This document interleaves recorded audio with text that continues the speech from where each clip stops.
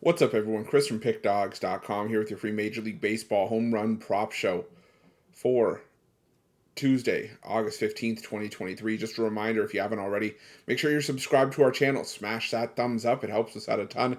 And if you're looking for my best bets, the games I love the most, including my daily $19 best bet, make sure you head on over to Pickdawgz.com and click the Premium Picks tab at the top of the page. But without further ado, let's get into the home run prop show for Tuesday. I had a decent day with the home run props on Monday. Got off to a nice start to the week. Now we move forward into Tuesday. A full 15-game card on the board.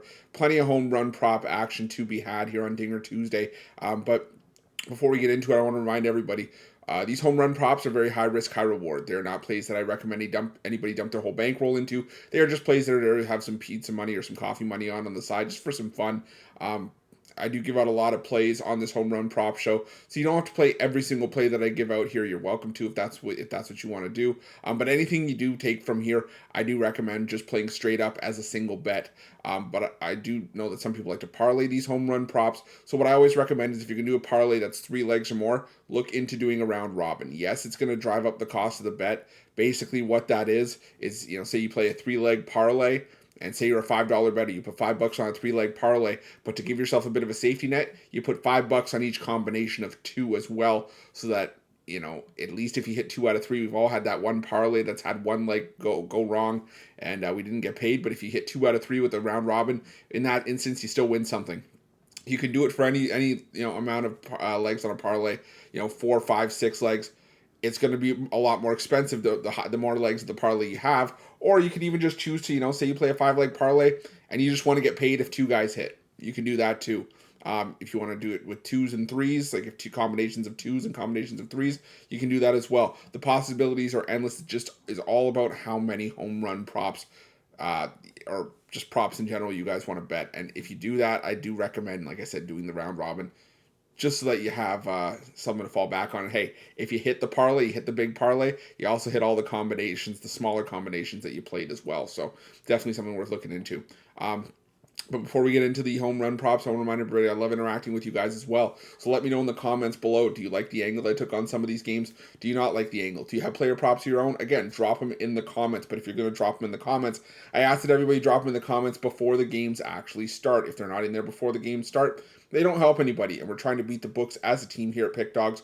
One team, one goal. And that goal every single day is to get us paid, whether it's spreads, money lines, totals, player props, you name it. The goal remains the same, and that is to get some money, and that's what we're going to do here. So without further ado, let's get into the home run prop action. The first game we're going to look at is Cincinnati Reds and Cleveland Guardians from Great American Ballpark. And we're going to go here with a stack of Cincinnati Reds against Logan Allen, a lefty. He's allowed 5 home runs in his last 4 starts. Of the 11 home runs allowed for Logan Allen this season, 10 have come against right-handed bats. That's why I'm going with Spencer Steer. He's a righty bat with a .267 average, a home run, 3 extra base hits against left-handed pitching in August. I'm also going to look at Matt McLain. He's another righty bat, .313 average, a home run, 3 extra base hits of his own against lefties in August. And Joey Votto, two hits against lefties in August with a pair of home runs, so both those hits leaving the yard. For the Cleveland Guardians, the other side against Graham Ashcraft. Don't love backing a lot of Guardians for home runs. They are one of the worst teams in baseball in terms of hitting home runs against righties. But I'm still looking at Andres Jimenez. He's got a .400 average with 2 homers, 6 extra base hits against righties in the month of August. Now moving on to the next game, we're going to look at the Marlins and Astros. For the Marlins against Christian Javier, you can see Javier, a home run allowed in 3 straight starts, 4 total home runs in that span, and in 6 of his last 7 starts, he's given up 9 total home runs in that time frame as well. For me, for the Marlins, going to go with Josh Bell. He's got 4 homers against right-handed pitching since being acquired by the Marlins in August. 3 homers in the last week against righties with a .265 batting average. 263 batting average. Also looking at Jorge Soler, he's still got a 14.4% barrel rate this season and has a home run with a .333 average in the last week against righties. So Jorge Soler played for me as well. I also lean towards Jazz Chisholm and Brian De La Cruz. For the Houston Astros against Johnny Cueto.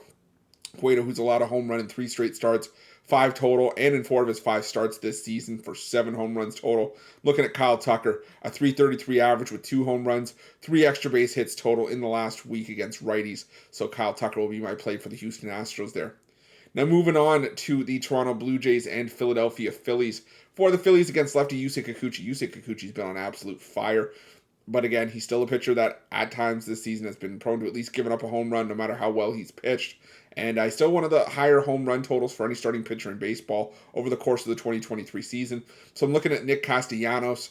He's got a 4.29 average with 3 homers, 4 extra base hits against lefties in August. And JT Realmuto, who's got a 400 average with 2 homers against lefties in August as well. On the other side for the Blue Jays against righty Zach Wheeler, who's allowed 4 homers allowed in his last 2 starts, 2 homers in back-to-back games, and 8 home runs allowed in 5, giving up a home run in 5 of his last 7 starts.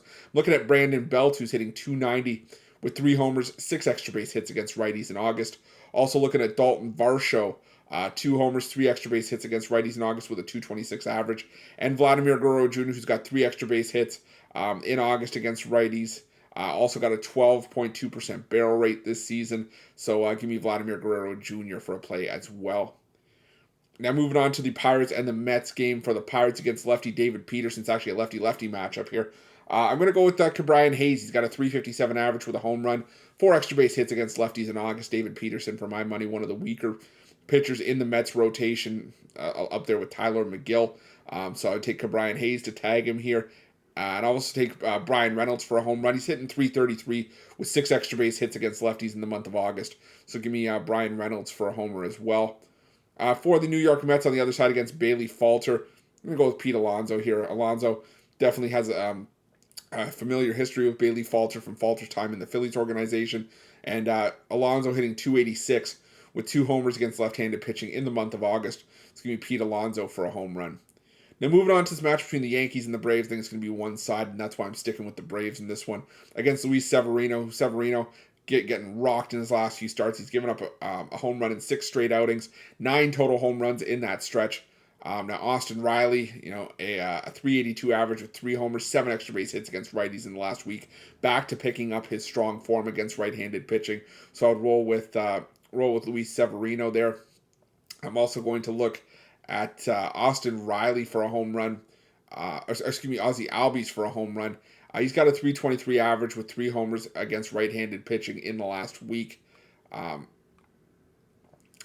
For the Braves as well, I'm going to go with Matt Olson. He's got a .348 average with a homer against righties in the last week. I'm also leaning towards guys like Ronald Acuna Jr., Marcelo Ozuna, Eddie Rosario, Nicky Lopez. Lopez is on fire for the Braves, but basically a catalog spot for me against New York Yankees. I don't think that you could go wrong with any Braves bat in this matchup. I just think Severino's been that bad. And as good as the Yankees bullpen has been in spots this season, the Braves have been just one of the best teams in baseball flat out. So I'm going to go with the stack of Braves in that one. Now moving on to this game between the Tigers and the Twins, I'm going to go with a couple of Tigers here against Bailey Ober, who has allowed a home run in 5 straight starts, 7 home runs total in those 5 outings. And 12 of his 15 homers this season have come against right-handed bats. That's why I'm going with Spencer Torkelson here. He's a righty bat, 2 homers, 3 extra base hits against righties in the last week. Also going to roll with Kerry Carpenter. He's a lefty bat, but he's still hitting .455 with 2 home runs and 4 extra base hits against righties in the last week. Now on the other side for the Twins against Alex Faedo, who has allowed a home run in 5 of his last 7 starts and 7 home runs total in that run. I'm going to go with Joey Gallo. All of a sudden, Joey Gallo figured out how to hit. He's hitting .444 with 3 homers against righties in the last week. So I'll take Joey Gallo for a home run as well for the Twins. Moving on to the Rangers and the Angels here. I'm going to go with just some strictly Rangers plays in this game. Against Lucas Giolito, who just has not been pitching all that well since being acquired by the Los Angeles Angels at the trade deadline. He's got 5 home runs allowed in 3 starts since being acquired by the Angels, a 9.0 ERA in those 3 outings, 9 home runs allowed in his last 6 starts. So I'm going to roll with Corey Seager. He's got 2 homers, 3 extra base hits with a .333 average in the last week against righties. Also going to look at Marcus Semien, who's got 4 homers and a .419 average against righties in the month of August. And Adolis Garcia, who's a career .222 hitter against Giolito, 2 for 9, but he's got a home run and a 16.2% barrel rate this season. So look at Adolis Garcia as well for a home run. Now moving on to the White Sox and the Cubs, the Chicago rivalry series. I'm going to go with the White Sox here against Kyle Hendricks and go with Andrew Vaughn. He's hitting .306 with 2 homers in August against righties. Also going to go with Luis Robert Jr., hitting .381 against righties in August with 2 homers, 4 extra base hits.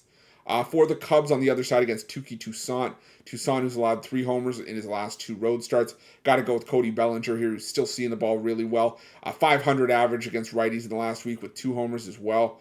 So I'll take Cody Bellinger for a homer there as well. Our last couple of games, going to look first at the Royals and Mariners game. I'm going to go strictly Royals in this one. I know the Mariners are playing the far better baseball, but I am still very, very scarred after the Mariners kind of blew that one last night. So I'm going to go with the Royals against Emerson Hancock here. I'm going to go with I'm going to go with Bobby Witt Jr. here, who's still hitting .414, 2 home runs, 5 extra base hits against right-handed pitching in the last week. I'm also going to go with MJ Melendez. He's hitting .346 with 3 homers, 4 extra base hits against righties in the last week. Salvador Perez as well, .333 average with 2 homers, 3 extra base hits against righties in the last week. And I'm also going to lean towards Nelson Velasquez. Now, let me know in the comments below if you guys are playing any Mariners in that game. Like I said, I know the Mariners have been playing the better baseball. And they're going against Jordan Lyles here, who has allowed 24 home runs this season, one of the higher totals among starting pitchers in baseball this season. It's just the Mariners got me yesterday. Nothing stands out for me personally, so let me know your guys' thoughts in the comments below. Also got a couple other games I want to ask for your guys' opinion on. Before we get to that, let's go to our last game. The Dodgers and Brewers. I'm going to strictly stick with the Dodgers here. I just don't love any Brewers right now for power against Bobby Miller, a righty who can hit 100 with regularity. Hauser, he's allowed a home run in 5 of his last 7 starts, 6 home runs total in that stretch. So I'm going to go with Mookie Betts, who's hitting .313 with a home run and 3 extra base hits against righties in the last week. I'm also going to look at Enrique Hernandez. He's hitting .417 with a homer, 3 extra base hits against righties in the last week. And I'm also going to take Freddie Freeman for a home run to round things out. He's got a 12% barrel rate, a .375 average with an extra base hit, and against right-handed pitching in the last week.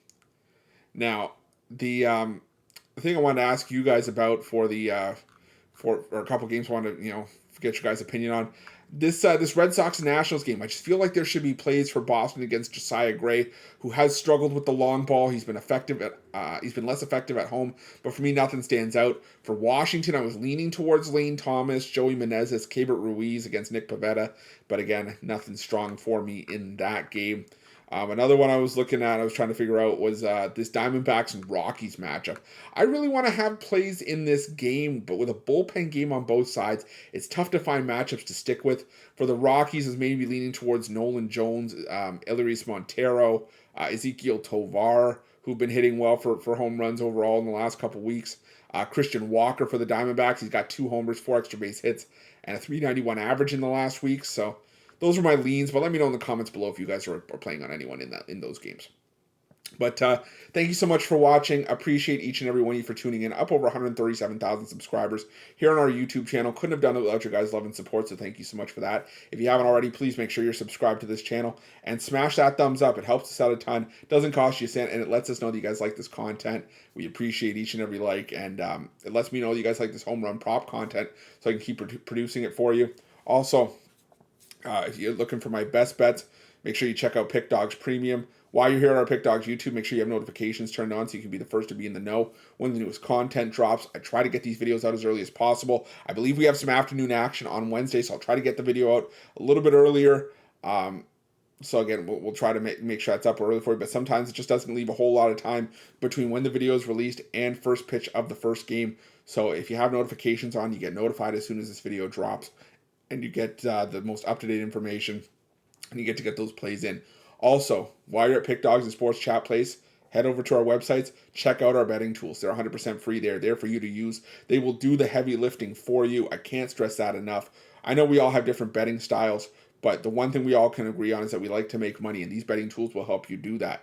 They'll show you player props. They'll show you how often the player props hit, and they'll show you which sportsbook is giving you the best possible price for those player props. Nice thing is, if you don't have an account with the book that's giving you the best price, you click on the price that's there, you sign up, you get a sportsbook bonus offer on us, you get to play that best price, and you also get to add to your advantage over the books that they can't take from you, which is your ability to shop lines and find the best possible number.